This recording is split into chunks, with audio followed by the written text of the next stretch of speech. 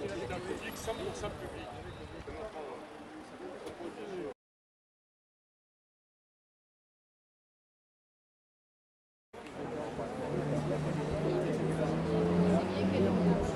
On a dépensé le service public, notamment l'hôpital.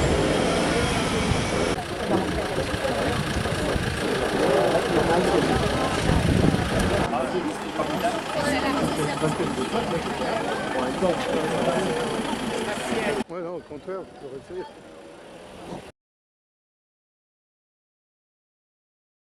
Qui nous montre tous les jours que privatiser et libéraliser, ça n'a pas que du bon. On a pour habitude de prendre l'exemple, par exemple, de l'électricité ou de l'eau, où ce sont des secteurs qui ont été largement ouverts au secteur privé. Et aujourd'hui, est-ce que parmi vous, quelqu'un paye l'eau moins cher ? Non. Est-ce que quelqu'un parmi vous paye l'électricité moins cher ? Non. Et pourtant, c'est la même. Donc on a des preuves tous les jours au quotidien que c'est une mauvaise voie. Est-ce qu'on continue à aller dans le mur ou est-ce qu'on dit stop ? Vous pouvez compter sur nous pour mener cette bagarre-là.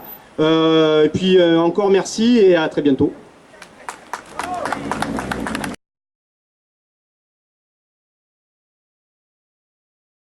D'autres réunions publiques un peu partout dans le département. Et le point d'orgue, ce sera le 20 mai.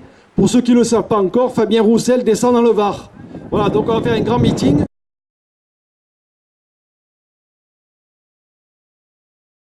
La liste aujourd'hui qu'on représente, c'est une liste où il y a 50% d'ouvriers, d'employés, on l'a répété de multiples reprises, c'est aussi une liste où on essaye de représenter toutes les catégories de l'activité en France et dans la plupart des cas, les luttes. C'est à ce titre-là, moi, qu'on m'avait demandé d'être candidat sur cette liste, puisque on a en ce moment des luttes importantes sur les maternités et les urgences en France, sur la psychiatrie également.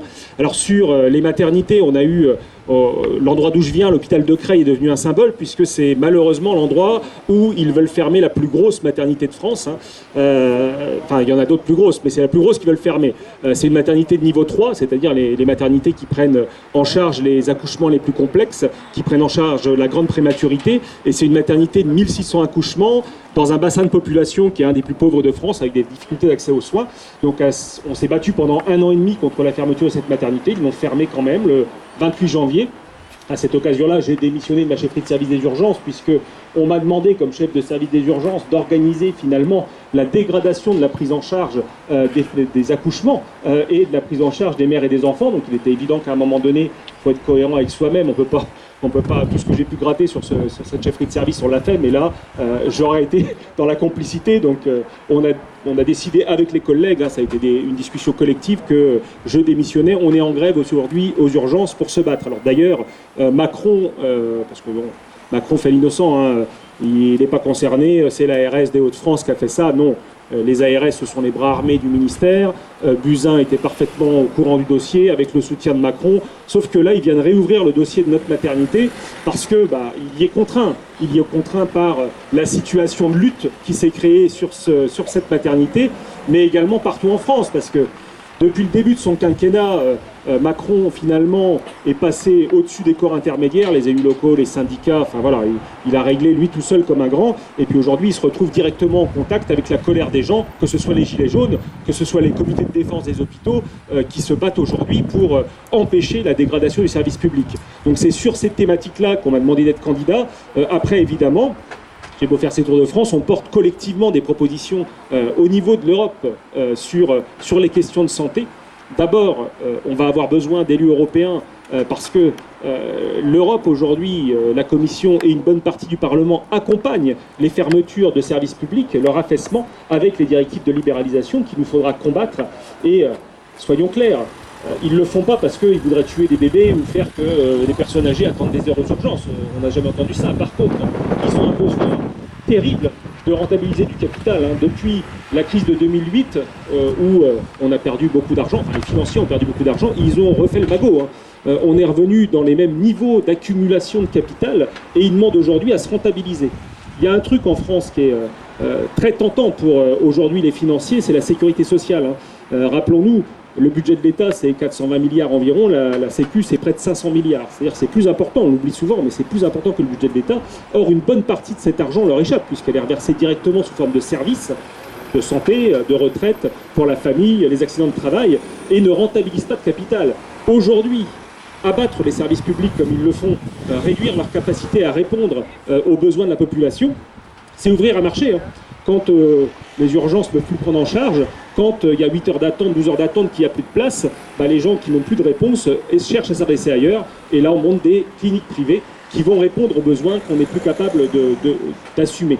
Le résultat des courses, c'est qu'on finit par avoir aujourd'hui ces cliniques qui récupèrent les parties les plus rentables, parce que c'est comme ça que ça fonctionne maintenant, de la santé, et nos cotisations sociales et nos impôts finissent par rentabiliser des actionnaires, ils finissent par venir à des actionnaires, alors que jusque-là, c'était de la redistribution et que ça leur échappait.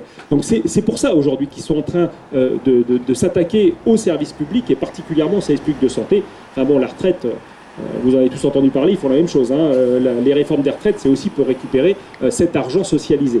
Donc nous, ce qu'on propose, c'est un, de combattre ces logiques-là, et puis deux, on a une problématique spécifique aujourd'hui sur les services publics, c'est que, et les hôpitaux publics, on nous a mis partout en déficit, parce qu'on a réformé notre mode de financement.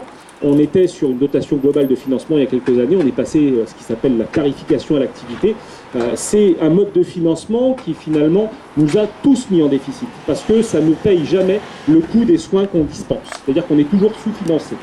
Résultat des courses, on n'est plus capable aujourd'hui, pour financer les hôpitaux, de le faire sur fonds propres. On n'a plus de fonds propres, on est déficitaire. Donc on s'adresse aux banques privées. Les banques privées aujourd'hui nous prêtent à un taux de 2, 3, 4%, ça dépend de ce qu'on va faire avec cet argent. Mais regardons bien ce qui se passe. Les banques privées empruntent auprès de la Banque Centrale Européenne à un taux proche de 0. Elles récupèrent l'argent et elles nous le reprêtent à 3%. Nous, ce qu'on propose, c'est d'arrêter ce qui s'apparente à un véritable impôt privé et de créer un fonds social européen à statut bancaire, quelque chose qu'on peut faire immédiatement sans même sortir des traités, même si on veut en sortir, parce que là-dessus il y aura beaucoup à dire. Mais tout de suite, on peut créer ce fonds social et emprunter avec un statut bancaire à la Banque Centrale Européenne, à un taux proche de 0, et reprêter aux services publics pour les développer, les services publics, les territoires, à ce même taux proche de 0. C'est-à-dire qu'en arrêter avec les frais financiers qui plombent le budget de nos hôpitaux et de nos services publics et de nos collectivités territoriales.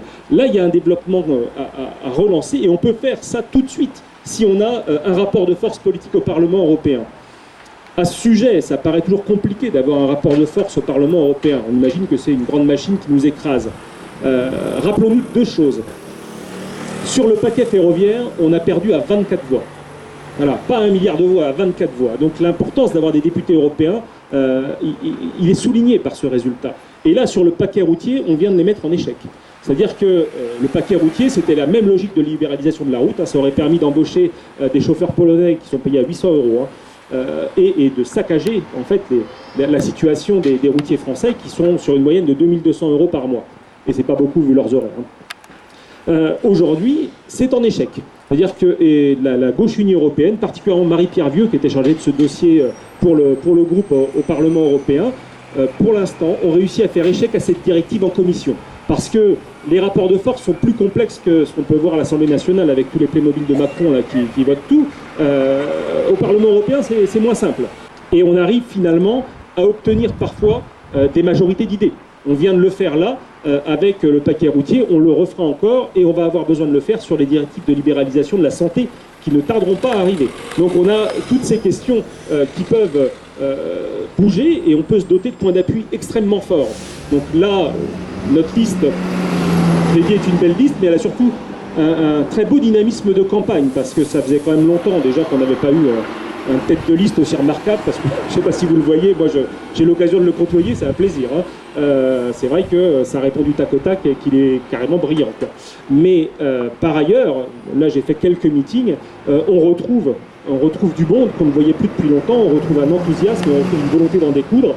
Et c'est pas facile, le Parti communiste français ne s'était pas présenté à une élection nationale ou européenne sous ces couleurs depuis 11 ans. Ce sera déterminant d'avoir des élus communistes pour les raisons que je vous ai dit, mais parce qu'aujourd'hui, le groupe uni de la gauche unie européenne, c'est 50 députés, 25 qui sont membres de partis communistes européens. Le Parti communiste français est déterminant dans ce groupe.